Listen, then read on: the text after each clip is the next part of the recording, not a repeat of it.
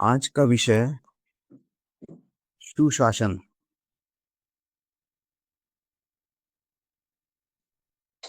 सुशासन के लिए सबसे अहम अवसर है। सभी पक्षों को जवाबदेह होना चाहिए। जनता, शासन, संसद, न्याय। अभी तक सब एक दूसरे पर जिम्मेदारी डालते हैं, एक दूसरे को जवाबदेह बनाते हैं। वर्तमान सरकार पिछले 10-12 सालों से इस विषय पर कार्य कर रही है। व्यवस्थाओं में सुधार हो रहा है, लेकिन अब अहम सुधार की जरूरत है। अवसर है कि मूल रूप से परिस्थितियों को, व्यवस्थाओं को समझा जाए और उनको परिवर्तित किया जाए। आज आप देखें, हमारे सबके रहन सहन, खाने पीने, दिनचर्या, आवश्यकताएं, सब चीज पूरी दुनिया में बहुत बदल रही हैं। चाहे वो यातायात के साधन हो, चाहे आपके कपड़े पहनने के हो, शिक्षा का स्तर हो, घूमने का स्तर हो, हर स्तर पर एक रिमार्केबल चेंज है और हम उसे स्वीकार कर रहे हैं। तो हमें सुशासन की तरफ भी चलना पड़ेगा। और अब इसलिए भी आवश्यक है कि पूरे देश विश्व का अग्रज बनने जा रहा है। उसको पूरी दुनिया को कुछ दिखाना है, कुछ समझाना है और शांति की स्थापना के लिए भारत की महत्वपूर्ण भूमिका होनी है। तो उसके लिए आवश्यक है कि हम पहले अपना विकास करें। अपने विकास से देश का विकास होगा, मानवता का विकास होगा। और इस विकास के लिए, सुशासन के लिए आज हमारे साथ महेंद्र कुमार दीक्षित हैं। आप लेखक हैं और मैं इनको आमंत्रित करना चाहूँगा। ये अपने विचार रखेंगे और इस पर विस्तृत एक महत्वपूर्ण संकेत देंगे कि हम सभी को कैसे इस मामले में वर्तमान स्थितियों को से सीखते हुए और देश की प्रगति के लिए, मानवता की प्रगति के लिए कैसे उन चीज़ों को आसान कर सकते हैं। सर, आपने मुझे बोलने के लिए आमंत्रित किया।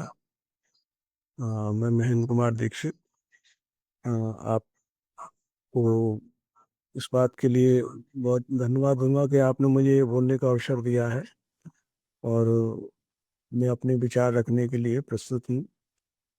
दरअसल ये है कि देश के विकास में सभी का महत्वपूर्ण योगदान होता है, चाहे वो सरकारी कर्मचारी हो, अफसर हो, नेता हो, आम जनता हो, विचारक हो, और सबके योगदान से ही राष्ट्र आगे बढ़ता है।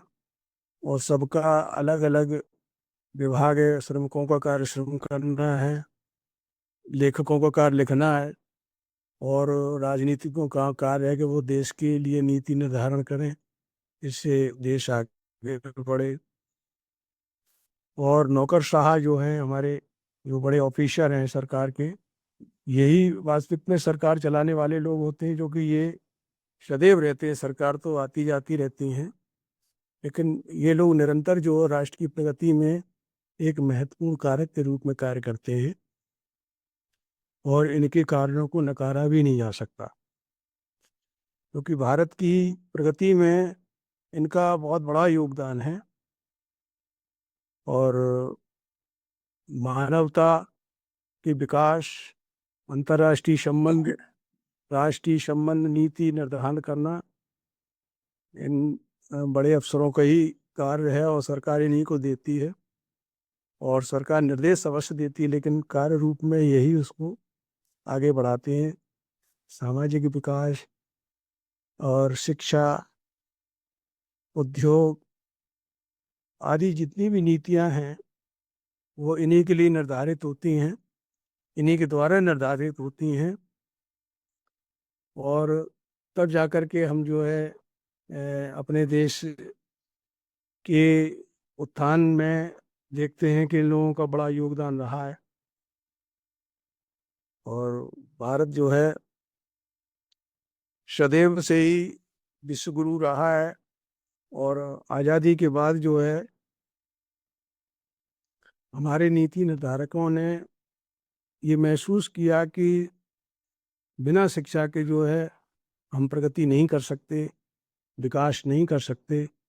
बड़ी बड़ी यूनिवर्सिटियों का स्थापन हुआ, मानव शास्त्र पढ़ाया गया, समाज शास्त्र के विषय बनाए गए, और बहुत सी चीज़ें हमारे विद्वानों ने बनाई, जिससे आज 21वीं सदी में भारत जो है विश्व का शतुर्मोर होने जा रहा है। और हम अंतर्राष्ट्रीय स्पर्धा में भी सबसे आगे हैं। और विश्व आज हमारे विचारों को सुन रहा है, देख रहा है कि भारत ने किस तरह से प्रगति की है। उस राष्ट्र हमसे सीख भी रहे हैं, उस राज्य भी, विश्व के जो देश हैं वो भी भारत से सीख रहे हैं। जैसे दक्षिण अफ्रीका है, अफ्रीकी राष्ट्र हैं, लैटिन अमेरिकी राष्ट्र हैं, दक्षिण पूर्व एशियाई राष्ट्र हैं जैसे वियतनाम, थाईलैंड आदि राष्ट्र जो हैं भारत की प्रगति से प्रभावित होकर उनकी नीतियों को अपने यहाँ लागू करने की तैयारी कर रहे हैं, और लागू कर भी दी गई हैं। मानवता के मामले में भारत विश्व का सबसे बड़ा लोकतांत्रिक देश है। हमारे यहाँ अमेरिका से भी ज़्यादा लोकतांत्रिक और स्वतंत्रता है, बोलने की अभिव्यक्ति है, नागरिक अपना खुद का विकास कर सकता है स्वतंत्र रूप से। हमारी जो संस्थाएं हैं, जो राजनीतिक संस्थाएं हैं, आर्थिक समूह की संस्थाएं हैं, व्यापारिक संस्थाएं, सबों को स्वतंत्र रूप से अपना व्यापार करने, अपनी अभिव्यक्ति करने, और देश के प्रति जो कुछ दृष्टिकोण अगर में उसमें परिवर्तन भी होना है तो उसके लिए विचारक अपने विचारों को अखबारों के माध्यम से, टीवी के माध्यम से भी रखते हैं, जिससे सरकारों को भी इससे उनके विचारों को समझने में लाभ होता है। नीति निर्धारक जो हमारे राजनीतिज्ञ हैं और अफसर हैं, अधिकारी हैं, वो भी इस चीज़ को समझते हैं, तो वो अपने विचारों में भी परिवर्तन करते हैं कि भाई जनमानस की ये मांग है और वास्तविकता में है ये कि यही सत्य, तो वो उस पर अमल भी करते हैं। तो सरकारी नीतियों में भी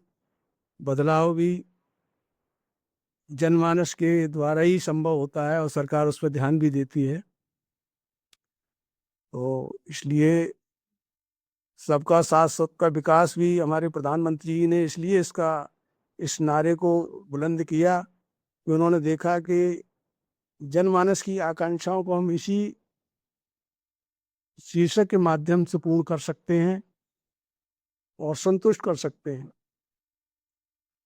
भारत सबका देश है, हर धर्म के व्यक्ति यहाँ निवास करते हैं, और सबों में ही, सभी धर्मों के लोगों में ज्ञानी, विज्ञानी, अफसर सब लोग हुए, यहाँ कोई भेदभाव नहीं है, और सबको ही समान अवसर प्रदान किया जाता है। और सभी का योगदान है राष्ट्र के निर्माण में, मानव के विकास में, सामाजिक विकास में। और इस तरह से भारत जो है अनेकता में एकता की एक मिसाल है। और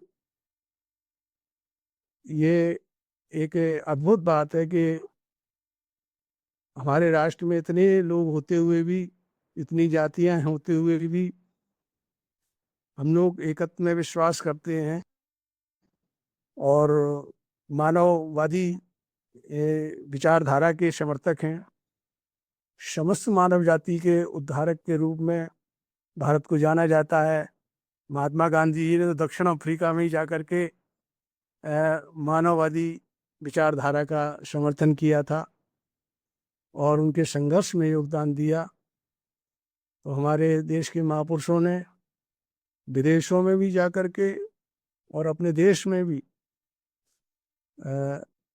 मानव विकास के लिए, मानव की भलाई के लिए अनेक कार्य किए हैं और आज भारत हर क्षेत्र में आगे है, अग्रणी है। चाहे वो रक्षा का मामला हो, चाहे आर्थिक अर्थव्यवस्था का मामला हो, चाहे वो मानव विकास का हो, हर क्षेत्र में भारत अग्रसर है, होता जा रहा है। और हम आज विश्व में शांति का परचम भी लहरा रहे हैं। यूक्रेन युद्ध में भी हमारे देश के प्रधानमंत्री ने, रूसी राष्ट्रपति यही कहा कि युद्ध का समय नहीं है, ये विकास का, मानव के विकास का समय है। हम लोगों को संयम बरतना चाहिए और राष्ट्र की भलाई और मानव जाति की भलाई के लिए कार्य करना चाहिए। अब हम अपने देश के विकास में भी ये देखते हैं कि आज सब लोग जी जान से लगे हुए, चाहे वो प्राइवेट सेक्टर हो, चाहे सरकारी सेक्टर हो, चाहे आईटी सेक्टर हो, हर क्षेत्र के लोग जो हैं, महिलाएं भी हैं, स्त्री पुरुष भी, सभी लोग जो हैं अपने अपने क्षेत्र में सशक्त रूप से खड़े हुए हैं और निरंतर विकास की ओर हम लोग बढ़ रहे हैं। तो ये भारत के लिए बहुत अच्छी बात है और सब नागरिकों के लिए भी कि हम लोग सब मिलकर के जो है देश के विकास में लगे हुए हैं। भारत ने आज हर क्षेत्र में प्रगति की, चाहे वो औद्योगिक क्षेत्र हो, चाहे आईटी का क्षेत्र हो, कोई भी क्षेत्र हो, सब में हमने अभूतपूर्व प्रगति की है और वैचारिकता में भी हम लोग आगे आए हैं। और भविष्य में भी हम इसी कार पर, इसी मार्ग पर चलते हुए भारत को विकसित राष्ट्रों की श्रेणी में करने के प्रयास में लगे हुए हमारे जो देश के कर्णधार हैं, उन्होंने कहा है कि हम 2047 तक विश्व को, भारत को विकसित राष्ट्रों की श्रेणी में खड़ा कर देंगे। ये उनके संकल्प से ये संकेत मिलता है कि हमारे जो नीति निर्धारण कर्णधार हैं, नीतियों के अफसर लोग हैं, सब पूरे मनोयोग से लगे हुए हैं। कहीं ना कहीं थोड़ा बहुत तो विचित्रता की स्थिति आ जाती है कि कुछ क्षेत्रों में हम प्रगति नहीं कर पाए हैं, लेकिन हम उन क्षेत्रों को भी अब विशेष क्षेत्रों में लेकर के उसमें कार्य भी कर रहे हैं। तो इस प्रकार जो है भारत सारे क्षेत्रों में, चाहे वो मानवतावादी हो, औद्योगिक हो, अंतर्राष्ट्रीय संबंधों की बात हो, विश्व शांति की बात हो, संयुक्त राष्ट्र संघ में भी भारत को सुना जाता है। और इस तरह से हम मानवतावादी के ज़्यादा हिमायती, हम युद्ध, हमारा देश राष्ट्र युद्ध नहीं चाहता और शांति और विकास में ही हम लोग निरंतर बढ़ना चाहते हैं, जिससे विश्व शांति और विश्व में मानव जाति अपना पूरी तरह से विकास कर सके और राष्ट्र जो है और बिल्कुल बहुत अच्छा आपने बताया दीक्षित जी। और इस सब के लिए सुशासन बहुत जरूरी है और सुशासन पे हम लोग काम कर रहे हैं। और सद्भावना समिति का एक काम है कि एक सहयोग अभियान के रूप में हम जन जन के साथ जुड़ें और सभी व्यवस्थाओं का, जनता हो, शासन हो, सांसद हो, न्याय व्यवस्था हो, सभी को एक दूसरे के प्रति जवाबदेह होना चाहिए, तभी हम सुशासन कर पाएंगे। और ये हम सहयोग अभियान के प्रयास से इसको कार्य रूप देने का हम प्रयत्न कर रहे हैं, कार्य कर रहे हैं। आज यहीं विराम देते हैं। धन्यवाद आप सभी का।